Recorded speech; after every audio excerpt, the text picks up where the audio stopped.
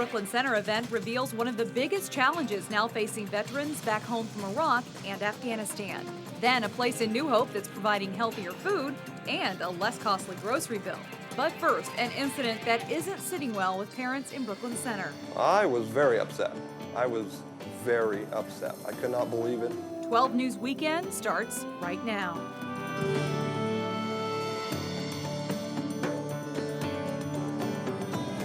The shock may have worn off, but angry feelings still remain this weekend after someone vandalized a Brooklyn Center Little League concession stand. The damage added up to about $5,000. 12 News reporter Sonia Goins shows us what happened. Really, when I got here and looked in the door, I was in shock. Blade Bush has been a part of the Brooklyn Center Little League for many years. I was very upset. I was very upset. I could not believe it. He says he's never seen anything like this. I've been doing this for a long time, and my kids have been through here for a long time, and like I said, it's pretty heartbreaking when you see something like this. Police say whoever did this broke into the concession stand sometime Monday night. Somebody broke in with a cheater bar or something like that. They first tried to get in through an air conditioner unit, and when that didn't work, they broke the locks on the door.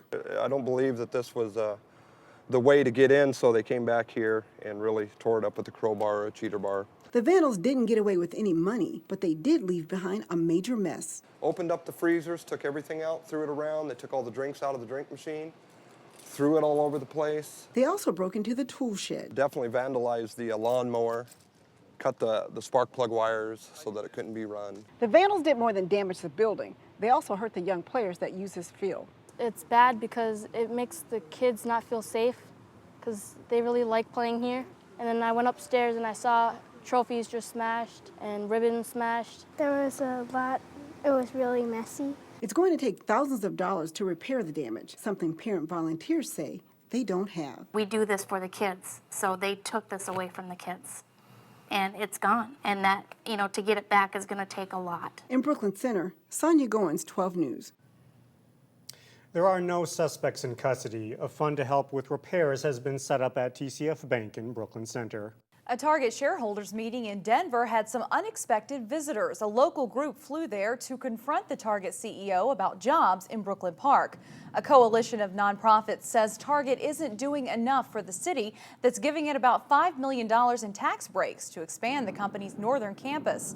The group believes Target should not only assist with job creation for Brooklyn Park residents, but also play a role in the development of the proposed Botno transit line that would end at the Target campus. We have one of the highest unemployment records in the state of Minnesota, and something as huge as a multi-billion-dollar corporation coming, we should be getting direct benefits, especially if they are getting residents' dollars. Construction on the northern campus is expected to be finished in late 2014. Minnesota's youngest military service members are facing quite a challenge. Unemployment for veterans age 18 to 24 is at 14%. Compare that to the state's unemployment rate, which is just over 5%. Alexander Renslow has more on the disparity and what's being done about it.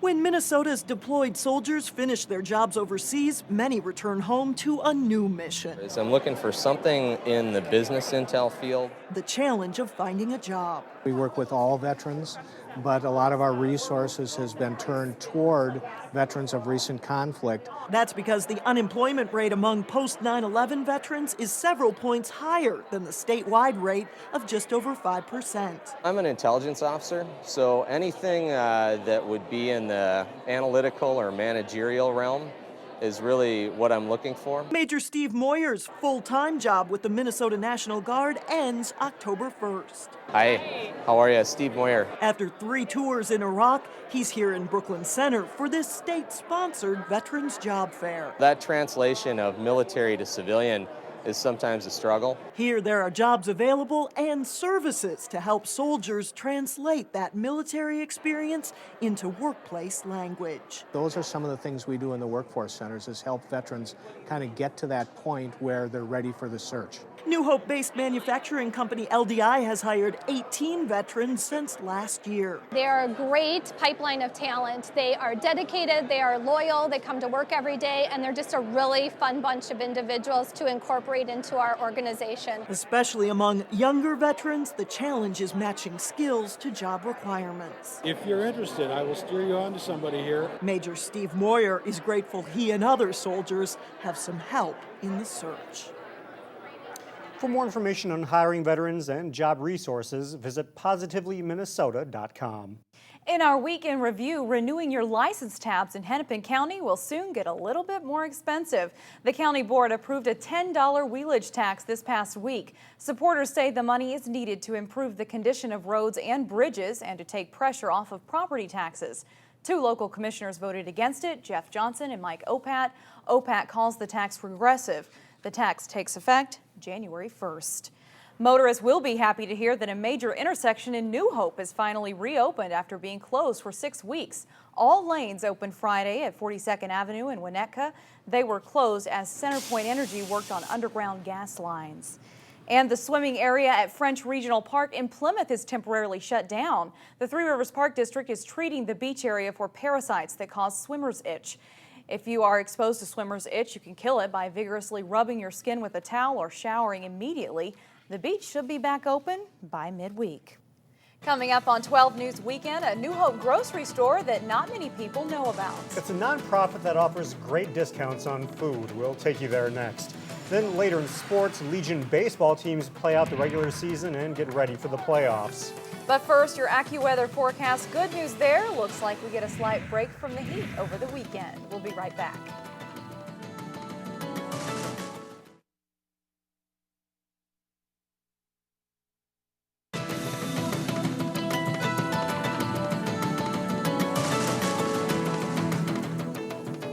Insects abound during the summer, but not the monarch butterfly. An unusually cold winter in the southern U.S. is blamed for killing off monarch populations.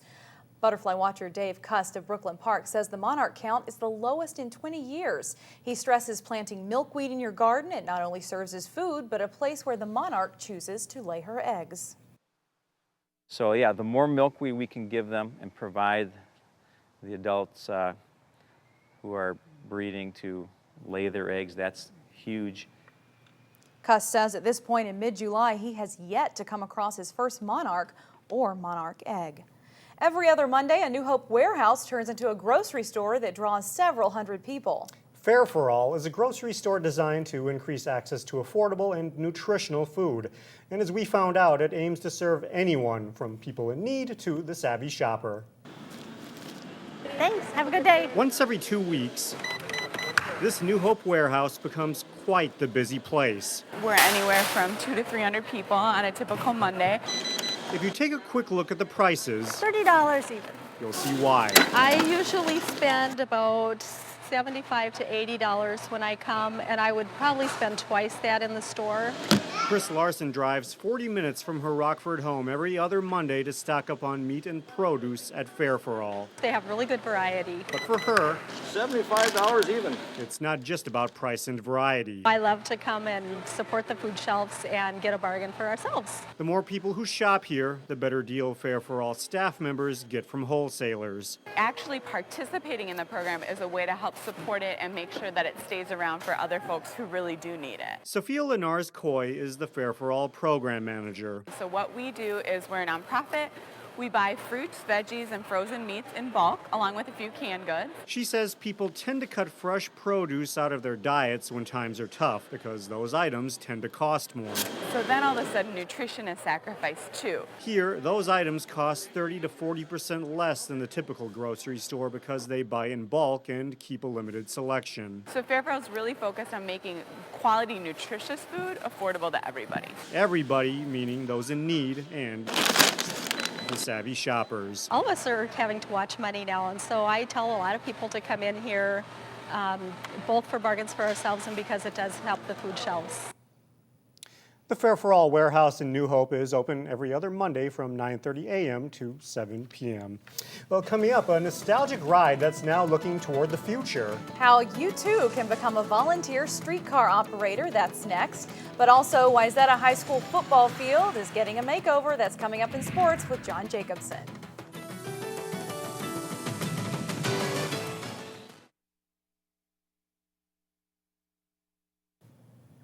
Well, John Jacobson joins us now in sports. And last year, Wayzata High School, they got a new scoreboard. So this year, they're going to be adding something new, then it sounds like. Sounds like they need it. Right. You know, Wayzata High School is really the first school in this area to have turf field. Kind of showed its age now, and now they will have some new stuff to play on. Hopkins High School just completed a turf field replacement, and another Lake Conference school not far behind. Players and fans of Wayzata High School football and soccer will be treated to new playing surface this fall.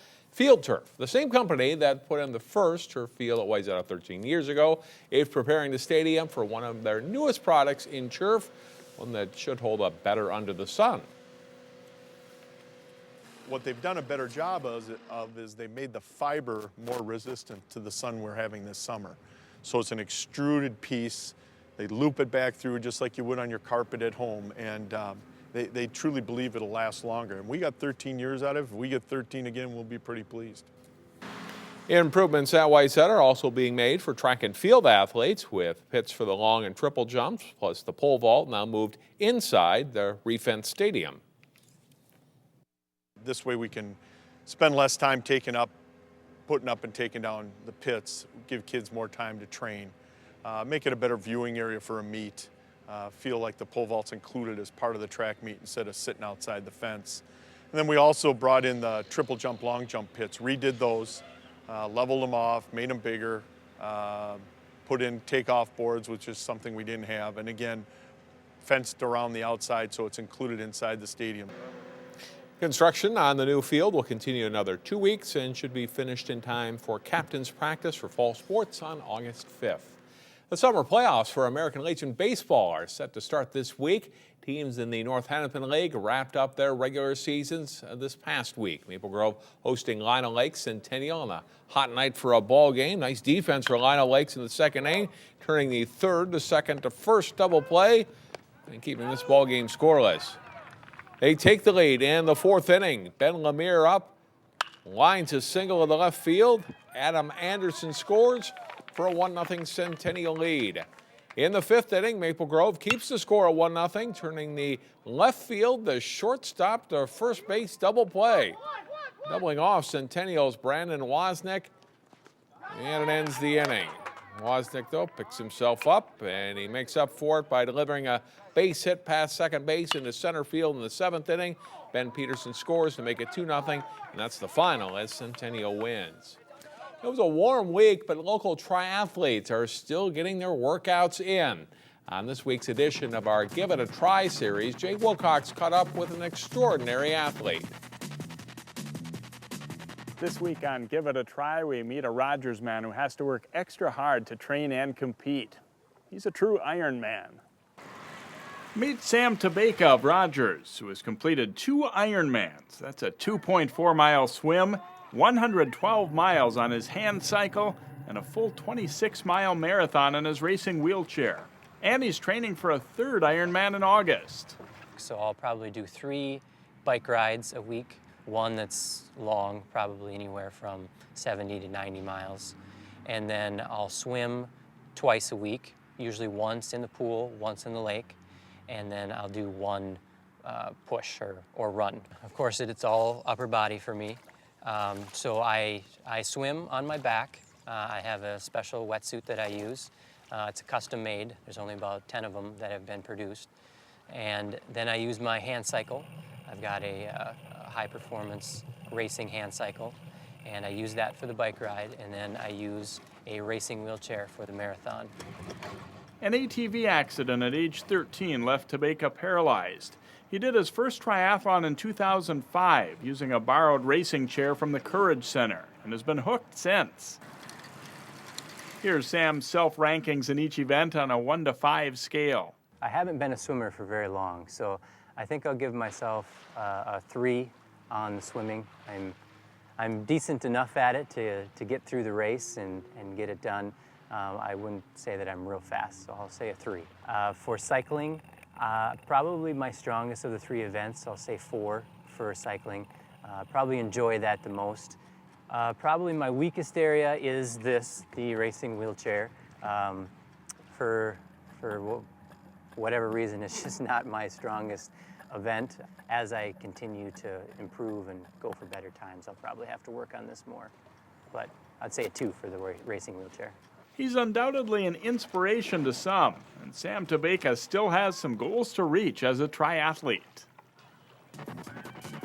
Thanks, Jay. Sam is at Ironman Louisville in August. To suggest a triathlete from the Northwest suburbs for our series, send an email to jwilcox@12.tv. Boy, the stories. He's hard at it and loves it. I feel like they always underestimate themselves, though. Yeah, Only I know, a 2. right. I'd give him I at think least he's a doing 4. pretty well. Come on. All right. Thanks, John. Well, up next, join us for a special trip back in time. I hop on a streetcar to introduce you to a Maple Grove motorman and show you his unique travels in the West Metro.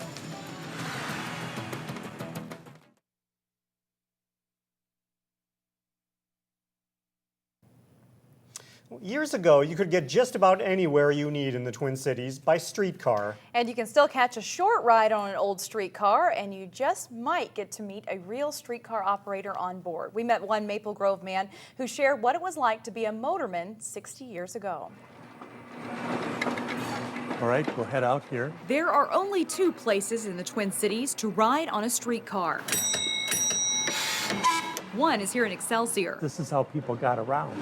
But 60 years ago, you could get anywhere in the Twin Cities on a dime. 7.5 cents per ride then. Bob Stevenson could take you there. There was no such thing as people looking for a schedule.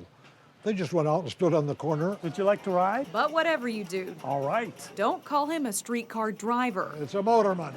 Bob became a motorman when he was 22 for $1.75 an hour. Which in those days was big money. When streetcars folded in 1954, Bob started driving buses. Once a streetcar person, you're always a streetcar person. So he volunteered through the Minnesota Streetcar Museum. When you listen to these people talk, you learn so much more as to how things really work. Bob is almost 84, so you won't see him driving anymore. He's riding instead. A lot of these people have been volunteers since the 70s, and they're just not to the point where they want to drive the trolley any longer. So the museum is asking for more volunteers to ride the rails. It's not terribly complicated.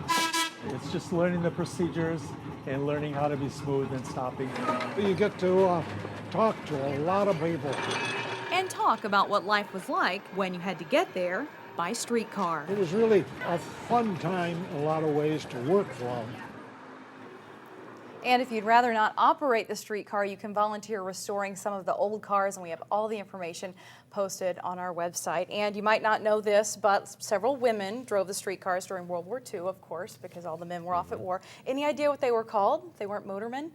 It's your trivia question. No idea. They were motorettes. Motorettes? Oh, How about that? How about there that? We go. Some trivia for we you. do want to say Bob turns 84 this week, and so he could be one of the last ones left in our area. So we want to wish him, of course, a very happy birthday. He was very gracious, told us lots of stories. And that's all the news we have for now. Thanks for joining us, everyone. Have a nice weekend. We'll see you Monday at 4 o'clock.